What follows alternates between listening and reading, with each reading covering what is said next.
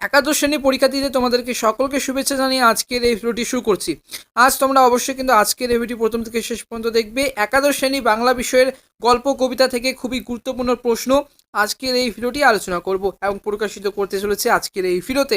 এবং ভিডিওর শেষে তোমাদের কিন্তু গুরুত্বপূর্ণ টিপস রয়েছে বাংলা বিষয়ের জন্য। নীলধ্বজের প্রতিযোজনা প্রথম কবিতা দেখো। প্রথম কবিতা থেকে আমরা শুরু করব এবং খুবই গুরুত্বপূর্ণ প্রশ্ন। এগুলো প্রশ্ন পড়লে তোমরা কিন্তু অবশ্যই এর কোনো বাইরে তোমাদের কোনো প্রশ্ন পড়া লাগবে না। প্রথম দেখো, নীলধ্বজের প্রতিযোজনায় এক দাগের প্রশ্নটি দেখো। নীলধ্বজের প্রতিযোজনা কবিতায় জনার ক্রুদ্ধ অভিমানী সোর কিভাবে ধরা পড়েছে? খুবই গুরুত্বপূর্ণ প্রশ্ন। দুই দাগের প্রশ্নটি দেখো, মহারথী প্রথা কি হে? এই মহারথী প্রথা কি? কে কিভাবে এই প্রথার উল্লেখ করেছিল তার বর্ণনা দাও। খুবই গুরুত্বপূর্ণ প্রশ্ন। তিন দাগের প্রশ্নটি দেখো, ভুলিব এ চালা দেব। ভুলিব সত্তরে কার কোন চালায় কথা বলা হয়েছে? বক্তা কিভাবে এ চালা এ চালা ভুলতে চেয়েছেন, শেষ পর্যন্ত কিভাবে এ চালা থেকে তিনি মুক্তি পান। তো বন্ধুরা, যে কোনো গল্প কবিতা পড়ার আগে এবং তোমাদেরকে কিন্তু পাঠ্য বইটি অবশ্যই কিন্তু খুঁটিয়ে পড়তে হবে এসিকিউ এমসিকিউ এর জন্য। তার সাথে কিন্তু বিষয়বস্তু পড়তে হবে এবং বড় প্রশ্নের উত্তর লেখার সুবিধা হবে তোমাদের। চার দাগের প্রশ্নটি দেখো, খুবই গুরুত্বপূর্ণ প্রশ্ন। নীলধ্বজের প্রতিযোজনা কবিতায় জনা অর্জুনের কাপুরুষত্বার এই কি দৃষ্টান্ত তুলে ধরেছেন? খুবই গুরুত্বপূর্ণ প্রশ্ন। পাঁচ দাগের প্রশ্নটি দেখো, নীলধ্বজের প্রতিযোজনা কবিতায় জনা চরিত্রটি আলোচনা করো। বাড়ির কাছে আশিনগর এই কবিতা থেকে খুবই গুরুত্বপূর্ণ প্রশ্ন। এক দাগের প্রশ্ন, আমি বাছা করি দেখবো তারি, বক্তা কাকে দেখতে চান, কিভাবে তার দর্শন পাওয়া যাবে? দুই দাগের প্রশ্ন, বলবো কি সে পড়শির কথা, পড়শিকে উক্তিটির আলোক পড়শির স্বরূপ সম্পর্কে আলোচনা করো। তিন দাগের প্রশ্ন দেখো, তবু লক্ষ যোজন ফাঁকরে কার সঙ্গে এই ব্যবধান, একত্র থেকেও এই ব্যবধানের তাৎপর্য কি? চার দাগের প্রশ্ন দেখো, ও তার হস্তপদ স্কন্দ মাথা নাই রে, তার বলতে কার কথা বলা হয়েছে? তার হস্তপদ স্কন্দ মাথা নেই এবং কোথায় কেন? এখানে কারেকশনে একটি ভুল রয়েছে এবং টাইপিংয়ের সময় কিন্তু ভুল রয়েছে, তো অবশ্যই কিন্তু এটা কোথায় কেন হবে। দীপান্তরের বন্দিনী এই কবিতা থেকে খুবই গুরুত্বপূর্ণ প্রশ্ন। এই কবিতা থেকে তোমাদের একটাই প্রশ্ন এবং আমার যে অ্যাডভাইস তোমাদের, যে দীপান্তরের বন্দিনী থেকে তুমি যদি ভালো মতো পাঠ্য বইটি খুঁটিয়ে পড়ো এবং তার সাথে বিষয়বস্তু এবং নামকরণের সার্থকতাটি পড়ো অবশ্যই, এবং দীপান্তরের বন্দিনী থেকে এই কবিতা থেকে তুমি যদি বিষয়বস্তু পড়লে সব কমন পেয়ে যাবে এবং সব মানে যে কোনো প্রশ্ন আসুক না কেন বিষয়বস্তু তুমি যদি ভালো করে পড়ে রাখো এবং বিষয়বস্তু ভালো করে পড়ে রাখবে এবং কোন লাইন তুলে প্রশ্ন আসতে পারে সেটাও দেখিয়ে দিচ্ছি। এবং যে কোনো গল্প কবিতা পড়ার আগে কিন্তু বিষয়বস্তু তোমরা এবং পাঠ্য বইটি খুঁটিয়ে অবশ্যই পড়বে। এক দাগের প্রশ্নটি দেখো, যেটা আশ্বাস সম্ভাবনা প্রবল এবং বিষয়বস্তু এই সম্পর্কে উত্তর। ঠিক আছে, উত্তর কিন্তু একই, ভাষা কিন্তু আলাদা। এক দাগের প্রশ্নটি দেখো, দীপান্তরের বন্দিনীকে মুক্ত করার জন্য কবি যে আকুলতা প্রকাশিত হয়েছে, যা কবিতা অবলম্বনে বন্দিনীকে মুক্ত করার যে আকুলতা কবিতায় ফুটে উঠেছে তা আলোচনা করো। বিষয়বস্তু ভালো করে পড়ে রাখবে, কোন লাইন তুলে ধরে প্রশ্ন আসতে পারে দেখো। জীবন চুয়ানো সেই ঘানি হতে আরতির তেল এনেছে কি? দীপান্তরের ঘানিকে লেগেছে যুগান্তরের ঘূর্ণিপাক, হায় শৌখিন পূজারি কাহারে দাও অঞ্চলি, মাখাতো পঞ্চক জন্য শাক। এবং নুন কবিতা থেকে খুবই গুরুত্বপূর্ণ প্রশ্ন। এখান থেকে কিন্তু তোমাদের কয়েকটি প্রশ্ন খুবই গুরুত্বপূর্ণ। দেখো, প্রথম বড় প্রশ্ন দেখো, এক দাগের প্রশ্নটি, আমরা তো অল্পে খুশি আমাদের নিস্তার জীবন যন্ত্রণার যে ছবি নুন কবিতায় ফুটে উঠেছে তার পরিচয় দাও। নুন কবিতা থেকে তুমি যদি ভালো মতো পাঠ্য বইটি খুঁটিয়ে পড়ো বিষয়বস্তু অবশ্যই তোমাদেরকে কিন্তু পড়া লাগবে। দেখো, অথবা দিয়ে যে প্রশ্নটি ঘুরে আসতে পারে। দেখো বন্ধুরা, তোমাদের একটাই কিন্তু সমস্যা হয় প্রশ্নে, তোমাদের প্রশ্নের ধরনটা কিন্তু তোমাদেরকে বুঝতে হবে। প্রশ্নের উত্তরের ভাষা একই, মানে প্রশ্নের ভাষা কিন্তু আলাদা, উত্তর কিন্তু একই, প্রশ্নের ভাষা আলাদা, সেটা কিন্তু তোমাদেরকে অবশ্যই বুঝতে হবে। দেখো, অথবা দিয়ে যে প্রশ্ন আসতে পারে নিচে বা দিয়ে এবং লিখে দিয়েছি, দেখো বুঝিয়ে দিয়েছি। দেখো, শ্রমজীবী ও বঞ্চিত মানুষের জীবন যন্ত্রণার পরিচয় নুন কবিতা অবলম্বন লেখো। এবং এখান থেকে তুমি যদি বিষয়বস্তু পড়ো এটাও কিন্তু লিখতে পারবে। এবং মাঝে মাঝে চলেও না দিন চলে না কেন, এর ফলে কি হয়? দুই জায়গার মোস্ট ইম্পর্টেন্ট প্রশ্ন। এই যে মোস্ট ইম্পর্টেন্ট প্রশ্ন, আমাদের শুকনো ভাতে লবণের ব্যবস্থা হোক, কে বলছে এ দাবি কার কাছে কেন? এই দুটি নুন কবিতা থেকে এই দুটি প্রশ্ন কিন্তু খুবই গুরুত্বপূর্ণ প্রশ্ন। এবার গল্প থেকে তোমরা কয়টি পড়বে এবং কবিতা থেকে কয়টি পড়বে শেষে তোমাদের কিন্তু গুরুত্বপূর্ণ টিপস তোমাদেরকে বুঝিয়ে দেবো। দেখো, তৃণাপোতা আবিষ্কার এখান থেকে খুবই গুরুত্বপূর্ণ প্রশ্ন গল্প থেকে। দেখো বন্ধুরা, গল্প থেকে তোমাদের একটা টিপস বলে দিই, যে কোনো গল্প দুটি পড়লেই হবে, মানে 3টি গল্প রয়েছে তোমাদের, 2টি প্রশ্ন হয়, 2টি গল্প থেকে 2টি প্রশ্ন হয়। তুমি যদি মনে করো 2টি গল্প পড়বে, ঠিক আছে, 2টি গল্প পড়তে পারো। তুমি যদি সম্ভব হয় যে 3টি গল্প পড়ো, অবশ্যই তোমরা তোমাদের সুবিধা মতো কিন্তু 3টি গল্প পড়তে পারবে, ঠিক আছে।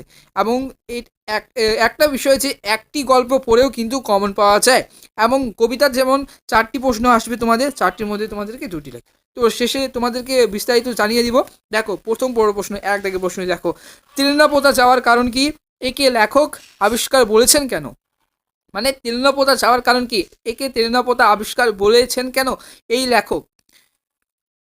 2 দাগের প্রশ্ন দেখো, গরুর গাড়িটি তারপর যে পথে এসেছিল সেই পথে অথবা নালায় ফিরে চলতে শুরু করে। গরুর গাড়িতে কারা চলেছিল? তাদের গরুর গাড়ির যাত্রার বর্ণনা দাও। তেলেনাপোতা আবিষ্কার গল্পটির নামকরণ কতটা সার্থক আলোচনা করে দেখো বন্ধুরা। এই যে তোমাদের গল্প, যে কোনো গল্প কবিতা কিন্তু গল্প থেকে নামকরণ যদি দিয়ে দিল, তো তুমি যদি নামকরণটা না পড়ো তো লিখবে কিভাবে? যে কোনো গল্প কবিতা হোক না কেন, প্রথমে তোমাদের একটাই কাজ, পাঠ্য বইটি খুঁটিয়ে পড়ো। তারপরে কিন্তু পাঠ্য বইটি খুঁটে পড়লে তোমাদের কিন্তু এমসিকিউ এসিকিউ হয়ে যাচ্ছে, তার সাথে সহায়িকা বই থেকে বিষয়বস্তু পড়বে বড় প্রশ্নের জন্য। অবশ্যই এইভাবে তোমরা পড়ে রাখবে। এবং শেষে বিস্তারিত জানাবো তোমাদের গুরুত্বপূর্ণ টিপস। 3 দাগের প্রশ্নটি দেখো, আপনার আসল উদ্দেশ্য, আপনি নিশ্চয়ই বিস্তৃত হবেন না। আসল উদ্দেশ্য কোনটি? সেই উদ্দেশ্য সাধনে উদ্দিষ্ট ব্যক্তি কি করলেন? 4 দাগের প্রশ্নটি দেখো, খুবই গুরুত্বপূর্ণ প্রশ্ন, আসার সম্ভাবনা প্রবল। মনে হবে তেলেনাপোতা বলে কোথায় কিছু সত্যি নেই, এ কার কথা কেন মনে হবে? এই মনে হওয়ার কারণ কি? ডাকাতের মা, খুবই গুরুত্বপূর্ণ প্রশ্ন। ডাকাতের মা ছোট গল্প অবলম্বনে শৌখিন মায়ের এবং সখীর মায়ের চরিত্রটি অবশ্যই পড়বে, তার সাথে পড়বে 2 দাগের প্রশ্নটি, কিন্তু আজ যে ব্যাপার অন্য কোন 3টির কথা বলা হয়েছে সেদিনের অন্য ব্যাপারটি পরিচয় দাও। এবং অথবা দিয়ে যে প্রশ্ন আসতে পারে, ছেলের নামে কলঙ্ক এনেছে সে, কে ছেলের নামে কলঙ্ক এনেছে? কলঙ্ক শব্দটির ব্যবহারের কারণ কি? 3 দাগের প্রশ্নটি দেখো বন্ধুরা, নামকরণের সার্থকতা তোমাদের কিন্তু এই ক্লাস 11 এবং একাদশ শ্রেণীতে পড়তেই লাগবে। নামকরণের এবং যে কোনো গল্প কবিতা থেকে প্রশ্ন আসতে পারে, নামকরণের সার্থকতা লেখো, ঠিক আছে। নামকরণের সার্থকতা বা বিষয়বস্তু একই, কিন্তু প্রশ্নের ভাষাটা কিন্তু আলাদা হবে, উত্তরে কিন্তু একই, ঠিক আছে। কর্তার ভূত থেকে এবার কিন্তু আসার সম্ভাবনা প্রবল নেই, কিন্তু সম্ভবত 2টি প্রশ্ন তোমাদেরকে কিন্তু গুরুত্বপূর্ণ প্রশ্ন। দেখো প্রথম বড় প্রশ্ন দেখো, কর্তার ভূত কি নিছক ভূতের গল্প নাকি রাজনৈতিক রূপ ও কাহিনী? ব্যাখ্যা সহ আলোচনা করো। কর্তার ভূত থেকে এই 2টি প্রশ্ন আসার সম্ভাবনা কিন্তু প্রবল। 2 জায়গার প্রশ্ন দেখো, ওরে অবধ আমার ধরারও নেই ছাড়াও নেই, তোরা ছাড়লেই আমার ছাড়া, এখানে কে কাদের অবোধ বলেছেন? উক্তিটি তাৎপর্য আলোচনা করো। খুবই গুরুত্বপূর্ণ প্রশ্ন। তোমাদের মেয়ার টিপস হচ্ছে, তোমাদের দেখো গল্প থেকে এবং গল্প কবিতা থেকে তোমাদেরকে সূচিপত্র থেকে তোমাদেরকে ভালো মতো বুঝিয়ে দিচ্ছি। দেখো তোমাদের কিন্তু গল্প থেকে কর্তার ভূত, তেলেনাপোতা আবিষ্কার, ডাকাতের মা রয়েছে। এই তেলেনাপোতা আবিষ্কার এবং ডাকাতের মা, এই 2টি গল্প থেকে মোস্ট ইম্পর্টেন্ট আসার সম্ভাবনা প্রবল। তোমাদের কিন্তু পরীক্ষা প্রশ্নপত্রে আমি প্রথমেই বললাম যে গল্প থেকে তোমাদের 2টি প্রশ্ন হয়, 2টির মধ্যে তোমাদেরকে একটি লিখতে হবে।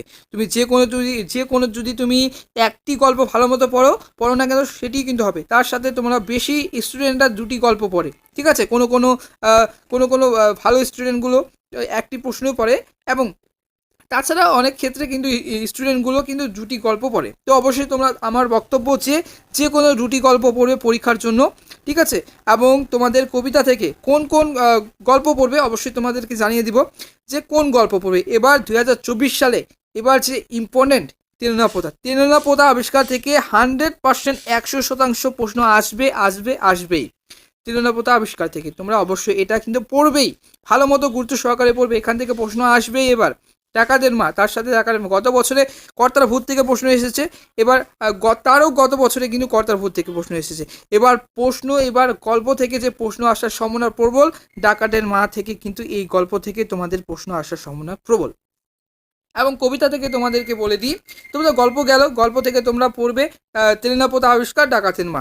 সম্ভবত তুমি যদি মনে করো 3টি গল্প পড়বে, অবশ্যই তোমরা কিন্তু পড়তে পারো। দেখো কবিতা থেকে 4টি প্রশ্ন হয়, কবিতা থেকে তোমাদের 4টি প্রশ্ন হয়, 4টির মধ্যে তোমাদেরকে কিন্তু 2টি লিখতে হয়, ঠিক আছে। 5 মানের প্রশ্ন হয়, এবং তোমাদের যে গুরুত্বপূর্ণ, এবং 4টি গল্প থেকে 4টি প্রশ্নই আসে। এবং তোমাদের কিন্তু এই যে 4টি গল্প থেকে তোমরা, আমার বক্তব্য যে কোনো 2টি গল্প তোমরা অবশ্যই পড়বে। নুন, এবং তুমি যদি মনে করো 3টি গল্প পড়ে অবশ্যই পড়তে পারো। নীল ধ্বজের প্রতিযোজনা, বাড়ির কাছে আশিনগর, নুন, এই 3টি কবিতা অবশ্যই পড়ো। তুমি যদি মনে করো 4টি গল্প পড়বে অবশ্যই তুমি পড়তে পারো, ঠিক আছে। তো এই ছিল আজকের ভিডিওটি যদি ভালো লেগে থাকে অবশ্যই ভিডিওকে লাইক করবে, চ্যানেলটিকে অবশ্যই সাবস্ক্রাইব করে পাশে বেলটা অবশ্যই ক্লিক করে রাখবে। একাদশ শ্রেণীর সমস্ত বিষয়ের সাজেশন অবশ্যই প্রকাশিত হচ্ছে আস্তে আস্তে করে, অবশ্যই কিন্তু এই কদিনের মধ্যে এবং 20 জানুয়ারির মধ্যে তোমাদের কিন্তু সব একাদশ শ্রেণীর বিষয়ের সাজেশন পোস্ট করা হবে। অবশ্যই কিন্তু আমাদের চ্যানেলটিকে যদি নতুন হয়ে থাকো আজকের এই ভিডিওতে অবশ্যই কিন্তু আমাদের চ্যানেলটিকে সাবস্ক্রাইব করে পাশের বেল আইকনটা অবশ্যই ক্লিক করে রাখবে। ধন্যবাদ, দেখা হচ্ছে কোনো লেটেস্ট আপডেট নিয়ে।